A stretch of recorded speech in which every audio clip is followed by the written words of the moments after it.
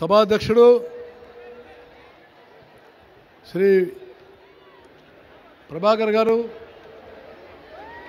Bharatiya Janata party వేదికను అలంకరించినటువంటి నాయకులారా,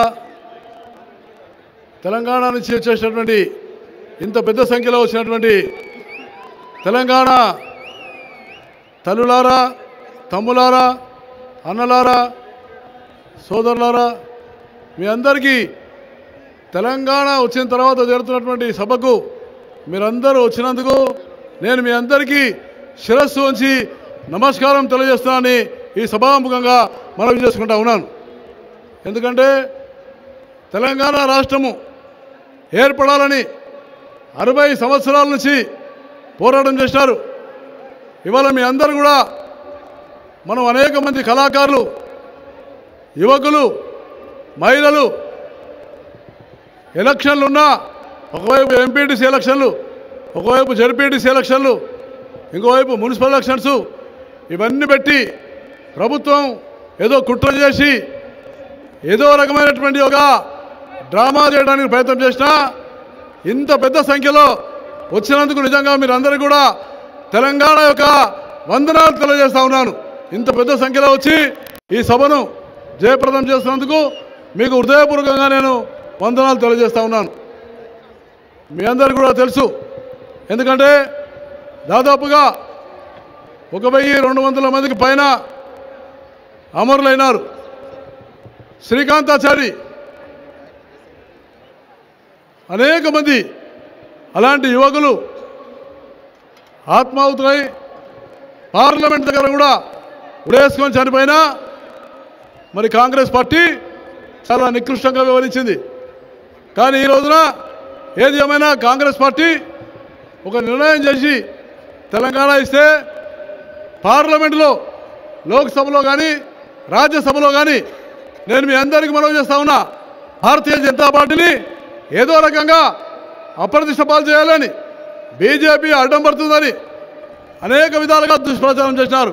కానీ లోక్సభలో బిల్లు పెట్టడానికి ముందు నేను మీ అందరికీ తెలియజేస్తా ఉన్నాను, ఆ రోజు ప్రధానమంత్రి మన్మోహన్ సింగ్ గారు భారతీయ జనతా పార్టీ ప్రతిపక్ష నాయకురాలు సుష్మా స్వరాజ్ గారిని, అరుణ్ జైట్లీ గారిని, వారిద్దరిని కూడా పిలిచి ఆ మీటింగ్లో అడ్వాణి గారిని కూడా పిలిచి అక్కడ భారతీయ జనతా పార్టీ మీరు బిల్లు పెట్టండి, భారతీయ జనతా పార్టీ మద్దతు ఇస్తుందని చెప్పినాకనే ప్రధానమంత్రి సాహసం చేసి బిల్లు ముందుకు వచ్చిందని నేను మీకు సభాముఖంగా తప్పకుండానే మనవి చేస్తా ఉన్నాను.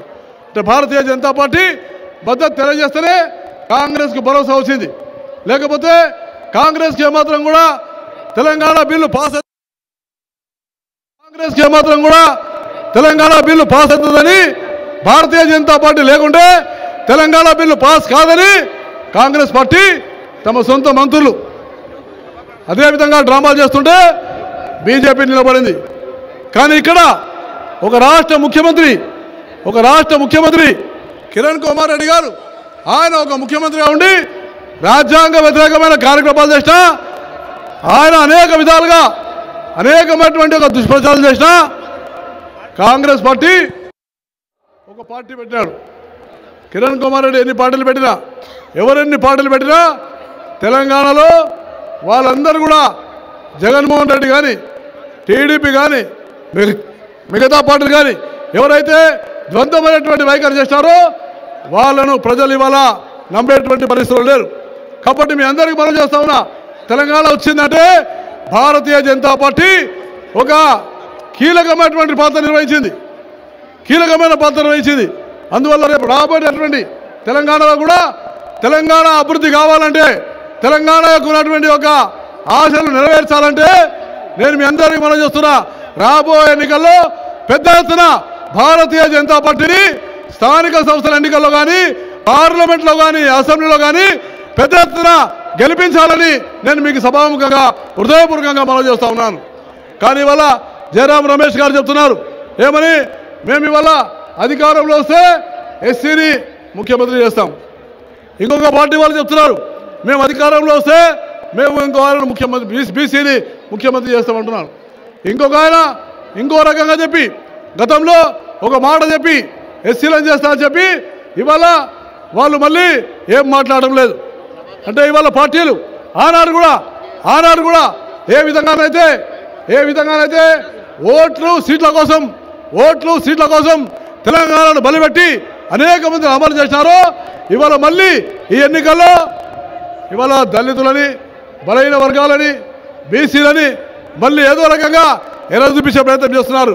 ఎవరెన్ని చెప్పినా నేను మీకు సభాముఖంగా అమలు చేస్తున్నాను. రాబోయేటటువంటి తెలంగాణలో భారతీయ జనతా పార్టీనే ప్రధానమైనటువంటి పాత్ర పోషిస్తుంది. ఎవరు ముఖ్యమంత్రి కావాలనేది బీజేపీనే నిర్ణయాత్మక శక్తి ఉంటుంది, కానీ ఏ పార్టీలు కావు అని నేను మీకు సభాముఖంగా తప్పకుండా అమలు చేస్తా ఉన్నాను. కాబట్టి మీరందరూ కూడా రాబోయేటటువంటి రోజుల్లో ఓ కీలకమైనటువంటి పాత్ర నిర్వహిస్తున్నారు. ఎవరైతే శకునులుగా ఉండి అనేక విధాలుగా దుష్టపాత్ర నిర్వహించినారో అలాంటి పార్టీలు కానీ అలాంటి శక్తులను కానీ తప్పకుండా చేయాలి. ఇంకో పక్కన మనం చేస్తున్నాను, ఇవాళ తెలంగాణలో మనం సభ పెట్టుకుంటున్నాం, కానీ ఇవాళ హైదరాబాద్లో కానీ అనేక మంది తెలంగాణకు సంబంధించిన కాకుండా సీమాంధ్రులు ఉన్నారు, అనేక మంది సీమాంధ్రులు ఉన్నారు. వాళ్ళు కూడా మన సోదరులే. వాళ్లకు తప్పకుండా భారతీయ జనతా పార్టీ తప్పకుండా భరోసా ఇస్తుంది. ఎవరు కూడా ఇక్కడి నుంచి సీమాంధ్ర వాళ్ళు కానీ, రాజస్థాన్ వాళ్ళు కానీ, గుజరాత్ వాళ్ళు కానీ, సింధీ వాళ్ళు కానీ ఎవరికైనా కూడా భారతీయ జనతా పార్టీ జాతీయ పార్టీ. భారతీయ జనతా పార్టీ తెలుగు ప్రజలు ప్రపంచంలో ఎక్కడున్నా కూడా తెలుగు ప్రజలంతా ఒకటే అని వాళ్ళకు కూడా ఇక్కడ అభయం ఇచ్చి వాళ్ళను కాపాడగలిగేటటువంటి పార్టీ. వాళ్ళ యొక్క ఆస్తులు కానీ వాళ్ళ యొక్క అనేకమైనటువంటి ఒక విషయాల్లో కానీ తప్పకుండా భారతీయ జనతా పార్టీనే తప్పకుండా వాళ్ళకు భరోసా ఇస్తుంది. కాబట్టి భారతీయ జనతా పార్టీ ఒక విధ్వంసకమైనటువంటి అనేకమైనటువంటి గతంలో కార్యక్రమాలు జరిపినటువంటి వాళ్ళు కానీ అలాంటి వాళ్ళతో ఒక భిన్నంగా ఉన్నటువంటి పార్టీ. కాబట్టి మనందరం కూడా భారతీయ జనతా పార్టీ అనేక మంది త్యాగాలు చేశారు, ఉద్యమంలో అగ్రభాగాలు ఉన్నారు. కాబట్టి మనందరం కూడా రాబోయే రోజుల్లో కూడా ఈ ఎన్నికల్లో, స్థానిక ఎన్నికల్లో కానీ, పార్లమెంట్ ఎన్నికల్లో కానీ, అసెంబ్లీ ఎన్నికల్లో కానీ మనం తప్పకుండా విజయం తీసుకొని వచ్చి ఎన్నికల తర్వాత ఇదే ఒక నిజాం కాలేజ్ గ్రౌండ్లో మనం పెద్ద ఎత్తున విజయోత్సవ సభ నిర్వహిద్దామని నేను మీకు సభాముఖంగా హృదయపూర్వకంగా మనవి చేస్తూ సెలవు తీసుకుంటాను. జై తెలంగాణ. అందరూ కుడి చేయి పైకెత్తి చెప్పాలా, జై తెలంగాణ, జై తెలంగాణ.